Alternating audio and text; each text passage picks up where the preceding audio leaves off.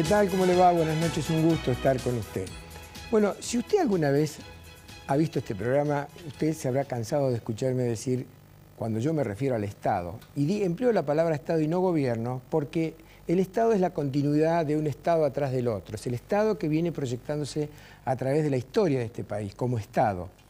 Y no como el gobierno transitoriamente que está de turno en ese momento y que toma medidas, por supuesto, a través del Estado. Pero siempre hablo del Estado porque no me refiero específicamente a veces a este gobierno. Usted me habrá escuchado decir muchísimas veces hablar de un Estado depredador. Así como a veces cuando el país necesita soluciones inmediatas y hablo del Estado ausente, ese Estado que da vuelta la cara para otro lado y dice, no sé, se hace el distraído, como dicen algunos, hablo del Estado depredador. Y yo muchas veces he dicho que si uno compara distintas décadas de la historia argentina, los impuestos en la Argentina jamás bajaron. Impuestos transitorios que se pusieron como el impuesto a los combustibles, por ejemplo, por 2 años para solucionar un problema energético que teníamos, quedaron ahí instalados y no se borraron nunca más. El IVA nació como un impuesto del 3% al consumo y hoy estamos en el 21%. Es decir, un Estado que desde el punto de vista tributario nunca, jamás paró de crecer. Cuando tenemos un Instituto Nacional de Estadística que miente con la inflación, uno puede llegar a suponer que también está mintiendo con el resto de las estadísticas. Esto es, ¿cuál es la presión tributaria que hoy tiene la Argentina? Entonces aparecen los que están dentro del Estado que dicen no superamos el 25-26%. Recuerde que en la década del 90 la presión tributaria era de casi el 20%, no llegaba al 20%. Hoy la gente que está dentro del Estado dice no superamos al 25%. Por otro lado, los especialistas, los que están en las asociaciones de economistas como FIEL, cualquiera, o el SEMA, o acá el IERAL en Córdoba, o el IARAF que dirige Nadine Argañarás, dicen no. Si uno suma entre impuestos directos, impuestos indirectos, impuestos ocultos y todo otro tipo de depredación que haya por allí, vamos a superar el 50%. No, es una barbaridad, dicen algunos. ¿Cómo? Sí, el 50% de lo que usted gana se lo lleva al Estado. Bueno, aquí que yo siempre estuve con esas disyuntivas de saber si estábamos superando el 50% o no llegábamos al 25%. Hasta que apareció los otros días por internet un videíto, así le llaman los chicos de la producción acá, videíto de 4 minutos de duración, en el cual, explicado para doña Rosa y don José, cómo es el sistema tributario de la Argentina hoy, cómo el Estado se queda con tanta cantidad de dinero, de manera tal de que podamos llegar a un resultado que uno dice, no puede ser, esto es una novela maestra del terror. 53% según ese video, que seguramente lo saldrán a desmentir los que están a favor del Estado y lo saldrán a ratificar los que están coincidiendo con la cifra de ese video. Le pido por favor que le ponga mucha atención, está muy claro, está hecho para la generalidad como somos los que no somos economistas, pero póngale mucha atención a este video y fíjese por qué queda bien hablar de el Estado depredador. Véalo. Yo creo que somos un país que pagamos muchos impuestos. Me parece que es un poco excesivo el IVA. Y las tarjetas, te viene el resumen y hay 80.000 impuestos.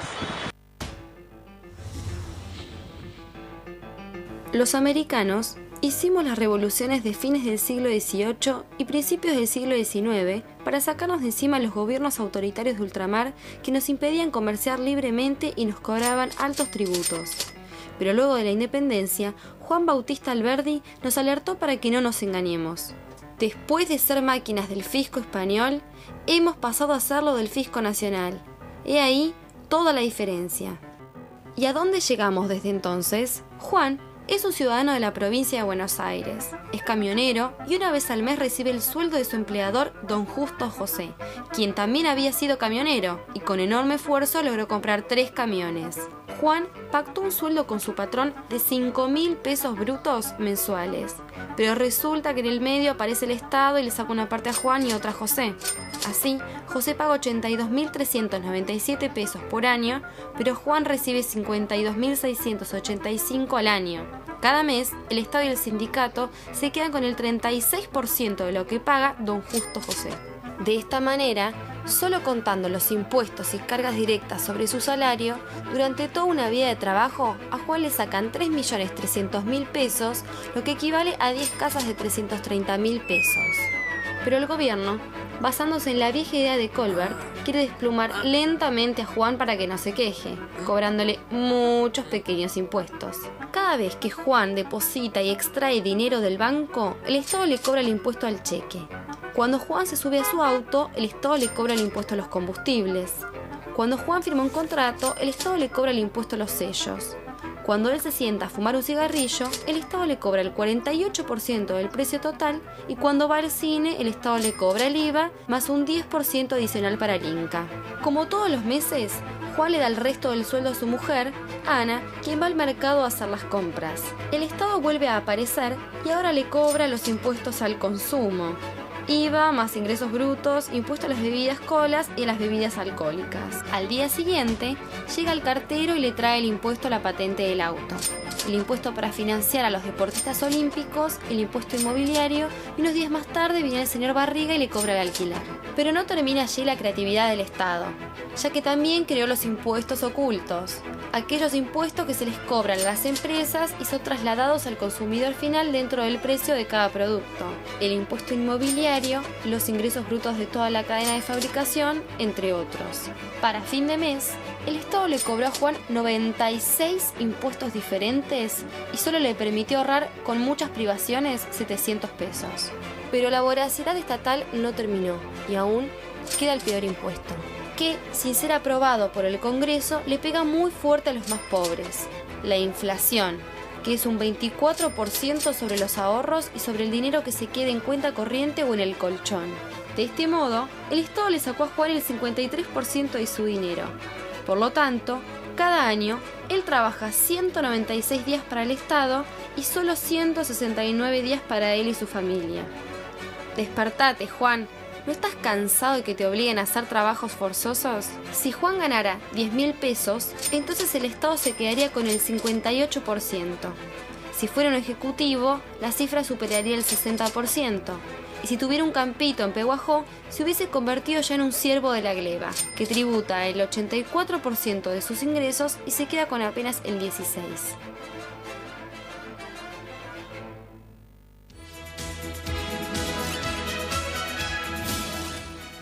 ¿Se da cuenta?